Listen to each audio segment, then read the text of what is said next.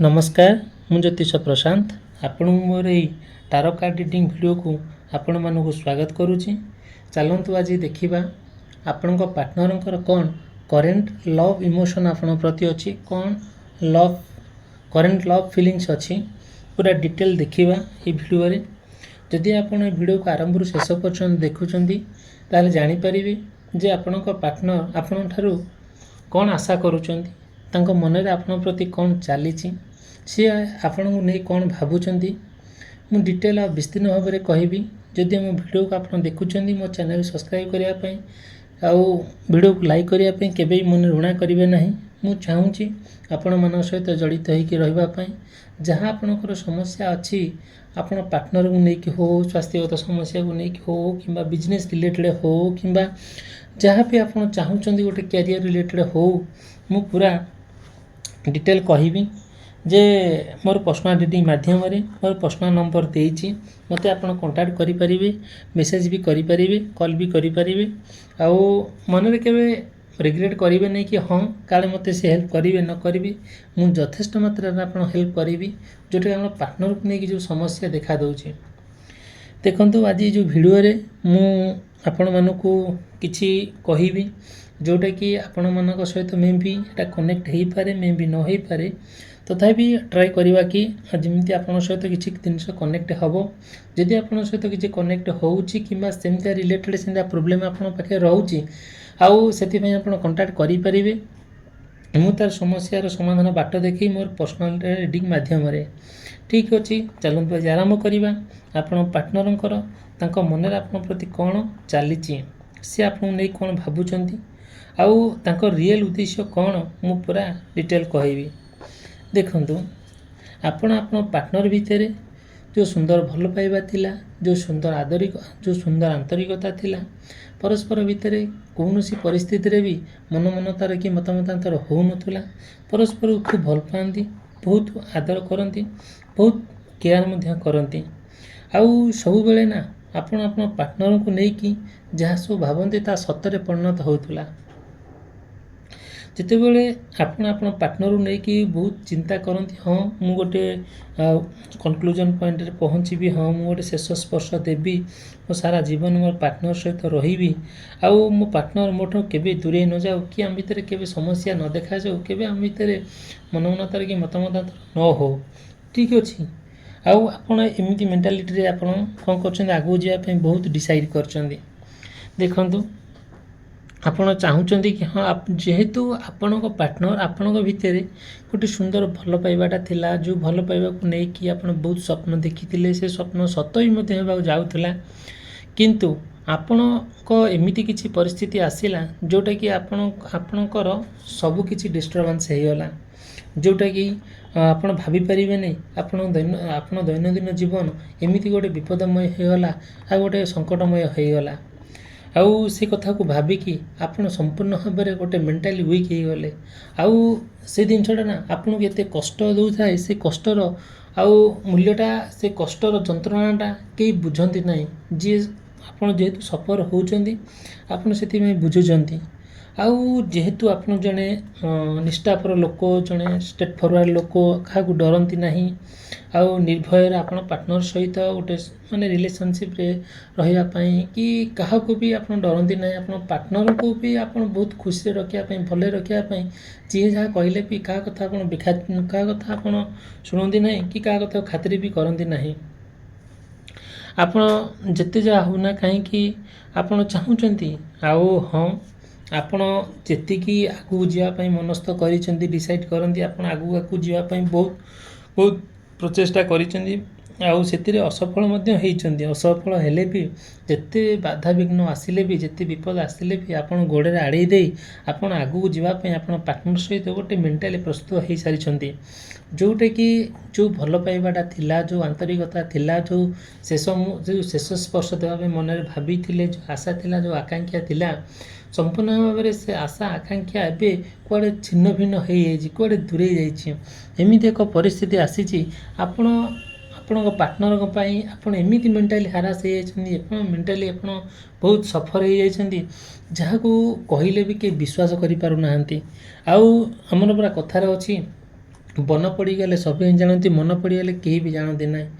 ଆପଣଙ୍କର ଯେଉଁ କଷ୍ଟ, ଯେଉଁ ଯନ୍ତ୍ରଣା ଦେଇକି ଆପଣ ଏବେ ଗତି କରୁଛନ୍ତି, ସେ ଦୁଃଖ କଷ୍ଟ ଯନ୍ତ୍ରଣାଟା କେହି ବୁଝିବା ପରିସ୍ଥିତିରେ ନାହାନ୍ତି। ଓଲଟି ଆପଣଙ୍କୁ ମାନେ ଗାଳି ଗୁଲଜ କରୁଛନ୍ତି, ଆପଣଙ୍କୁ ମାନେ ଟୋଟାଲି ଗୋଟେ ଖରାପ ଭାବୁଛନ୍ତି।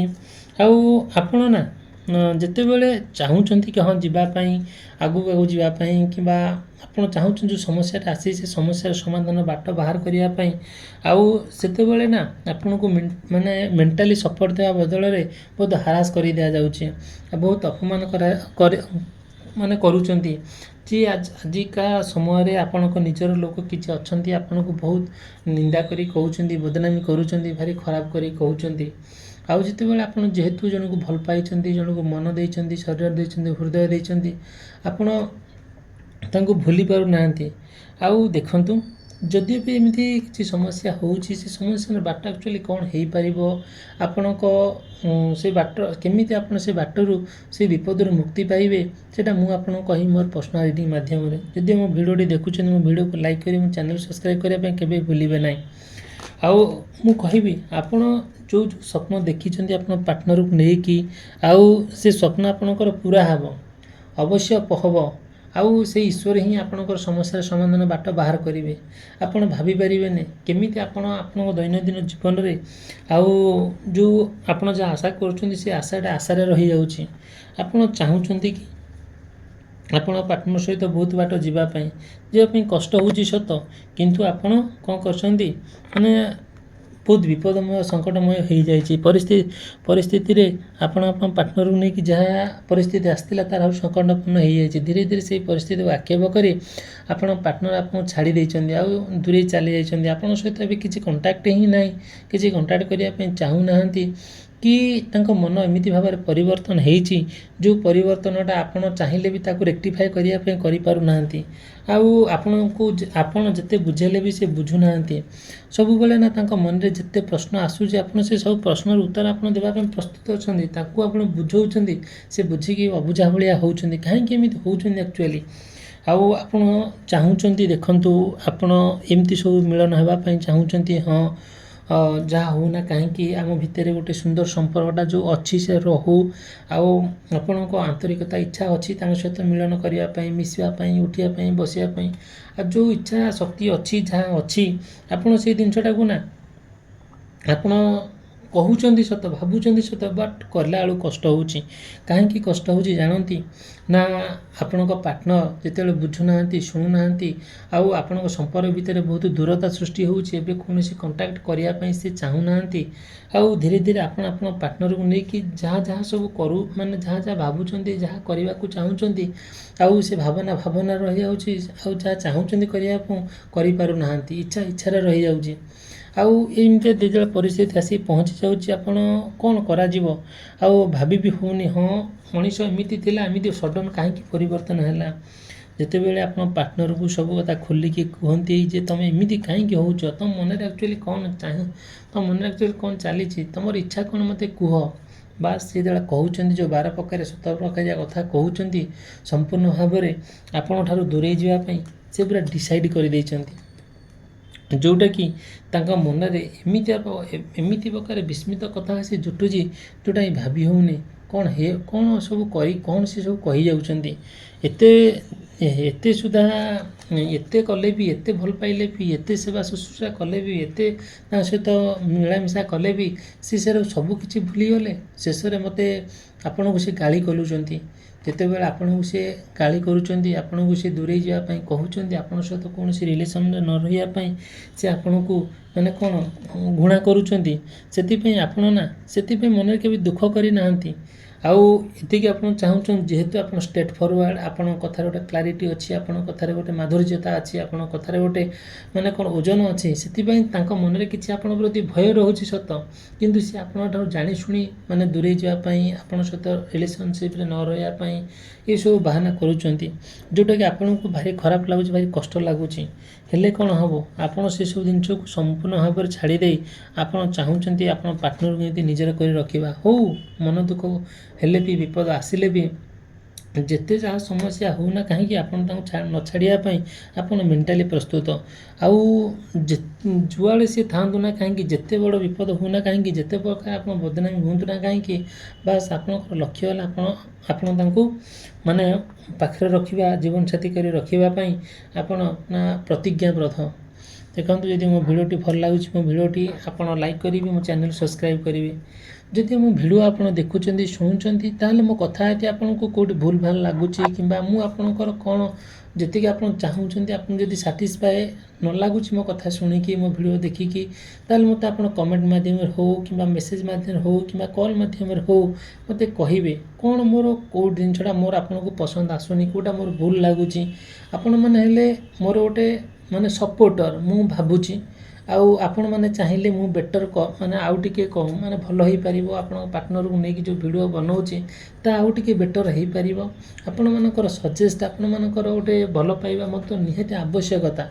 ଆଉ ମୁଁ ଆପଣଙ୍କୁ କେବେ କହୁନି ଯେ ମୋର ଏଇଟା ଦିଅନ୍ତୁ ସେଇଟା ଦିଅନ୍ତୁ। ମୁଁ ଚାହୁଁଛି ମୋର କେଉଁ କଥାଟା ଆପଣଙ୍କୁ ଭଲ ଲାଗୁନି କି କ'ଣ ଯାହା କହୁଛି ସେଇଟା ଆପଣଙ୍କ ସହିତ ରିଲେଟ୍ ହେଉଛି ମାନେ ହେଇପାରୁନି କି ଅଧାରୁ ରହିଯାଉଛି କି ଆପଣ କଥା ଭାଙ୍ଗି ଦେଉଛନ୍ତି, ଆପଣଙ୍କ ମନରେ ଯାହା ଅଛି ନା ଆପଣ କୁହନ୍ତୁ ମୋତେ, ତାପରେ ମୁଁ ଜାଣିପାରିବି ହଁ ମୁଁ ଏଇଆ କହିବାକୁ ଚାହୁଁଥିଲି କିନ୍ତୁ ବଟ୍ ଏଇଆ କହିଦେଲି।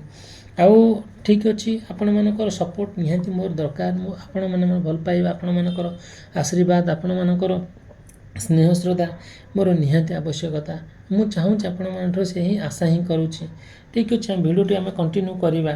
ସେ ଯେଉଁ ପାର୍ଟନରଙ୍କ କଥା ମୁଁ କହୁଥିଲି, ଆଉ ଦେଖନ୍ତୁ ଯେତେବେଳେ ଆପଣ ପାର୍ଟନର ନା ଆଉ ସିଏ ଗୋଟେ ଆପଣଙ୍କୁ ବହୁତ ମାନେ ଯେତେବେଳେ ଏମିତି ଆପଣଙ୍କୁ ଛାଡ଼ି ଦେଇ ବହୁତ ଦୂରରେ ରହୁଛନ୍ତି, ଆପଣଙ୍କ ସହିତ କୌଣସି କଣ୍ଟାକ୍ଟ କରୁନାହାନ୍ତି କି ଆପଣଙ୍କଠାରୁ ଯେତିକି ମାନେ ସାହାଯ୍ୟ ଲୋଡ଼ିବା କଥା କି ଯେତିକି ମାନେ ଆପଣଙ୍କ ପାଖରେ ପ୍ରେଜେଣ୍ଟ ରହିବା କଥା ସମ୍ପୂର୍ଣ୍ଣ ଭାବରେ ସବୁ କିଛି ବନ୍ଦ କରିଦେଇଛନ୍ତି। କାହା କଥା ଶୁଣି ପର କଥା ଶୁଣିକି ଥାର୍ଡ଼ ପାର୍ଟି ଆସିଛି ଆପଣଙ୍କର ଦୁଇ ଜଣଙ୍କ ଭିତରେ। ଆଉ ସେଥିପାଇଁ ସେ ଥାର୍ଡ଼ ପାର୍ଟିର କଥା ଶୁଣିକି ଆପଣ ବହୁତ ମାନେ ଆପଣଙ୍କ ଉପରେ ବହୁତ ରିଗ୍ରେଟ୍ କରୁଛନ୍ତି। ଯେଉଁ ରିଗ୍ରେଟ୍ଟା ଆପଣଙ୍କୁ ଭଲ ଲାଗୁନି, ଆଉ ଧୀରେ ଧୀରେ ଆପଣ ତାଙ୍କୁ ବୁଝାଉଛନ୍ତି କାହିଁକି ସେ ମନ ଦୁଃଖ କରୁଛନ୍ତି, କାହିଁକି ସେ ରିଗ୍ରେଟ୍ କରୁଛନ୍ତି। ଆଉ ଏତେ ସବୁ ଆବଶ୍ୟକତା ହିଁ ନାହିଁ। ଠିକ୍ ଅଛି, ଆପଣଙ୍କ ଭିତରେ ଯେଉଁ ଥାର୍ଡ଼ ପର୍ସନ୍ଟି ଆସିଛି, ଆପଣଙ୍କ ସମ୍ପର୍କ ଭାଙ୍ଗିଛି, ଆଉ ଆପଣଙ୍କର ଯାହା ସବୁ ଆପଣଙ୍କ ଭିତରେ ଯାହା ସବୁ ମାନେ ଗୋଟେ ଦିବାଲି ପରିକା ଛିଡ଼ା କରିଛି, ଯେଉଁଟାକି ଆପଣଙ୍କ ପାର୍ଟନର ଭିତରେ ଏତେ ସମସ୍ୟା ଦେଖାଦେଉଛି। ଆଉ ସେଥିପାଇଁ ନା ଆପଣ ଚାହିଁଲେ ବି ଆଉ କିଛି କରିବା ପାଇଁ କିଛି କରିପାରୁନାହାନ୍ତି। ସତେ ଯେମିତି ଆପଣ ପାର୍ଟନରକୁ ଜଣେ କିଏ କଣ୍ଟ୍ରୋଲ୍ କରୁଛି, ଜଣେ କିଏ ମାନେ ସେ ଯେତେ ଜ୍ଞାନୀ ହେଲେ ବି, ଯେତେ ନମ୍ର ହେଲେ ବି, ଯେତେ ଭଦ୍ର ହେଲେ ବି ତାଙ୍କୁ ଜଣେ କିଏ କଣ୍ଟ୍ରୋଲ୍ କରୁଛି, ଯେଉଁଟାକି ସମ୍ପୂର୍ଣ୍ଣ ଭାବରେ ଆପଣ ସେ ଜିନିଷଟାକୁ ଦେଖୁଛନ୍ତି ଆପଣଙ୍କୁ ଭାରି ଖରାପ ଲାଗୁଛି, ବହୁତ ଇରିଟେଟ୍ ଲାଗୁଛି। କାହିଁକି ଏମିତି ଆକ୍ଚୁଆଲି ହେଉଛି, ଆପଣ ବହୁତ କଥା ମୁଣ୍ଡ ପୁରେଇଲେଣି ଆଉ ଶେଷରେ ବି ଆପଣ ତା'ର କନକ୍ଲୁଜନ୍ ବି ଆପଣ ପାଇଛନ୍ତି। ଆଉ ଯଦି ବି ସେ ଥାର୍ଡ଼ ପାର୍ଟି କେମିତି ହଟିବ ଆପଣ ଦୁଇ ଜଣ ଭିତରୁ, କେମିତି ଆପଣଙ୍କ ଭିତରେ ସମ୍ପର୍କ ଷ୍ଟ୍ରଙ୍ଗ ହେବ ସେଇଟା ମୁଁ କହିବି ଆପଣଙ୍କୁ ମୋର ପର୍ସନାଲିଟି ମାଧ୍ୟମରେ। ଯଦି ମୋ ଭିଡ଼ିଓ ଆଉ ଆପଣ ଦେଖୁଛନ୍ତି ଆଉ ଆପଣ ମୋତେ କହିବେ ଯଦି ଆପଣଙ୍କ ସହିତ କନେକ୍ଟ ହେଉ କି ନ ହେଉ କି ଅନ୍ୟାନ୍ୟ ପ୍ରୋବ୍ଲେମ୍ ଥାଉ ମୋତେ ଆପଣ କଣ୍ଟାକ୍ଟ କରିବେ, ମୁଁ ଆପଣଙ୍କୁ ଡିଟେଲ୍ କହିବି ମୋର ପର୍ସନାଲିଟି ମାଧ୍ୟମରେ। ଆ ଦେହରେ ମୁଁ କେବେ ବି ରିଗ୍ରେଟ୍ ଫିଲ୍ କରିବି ନାହିଁ।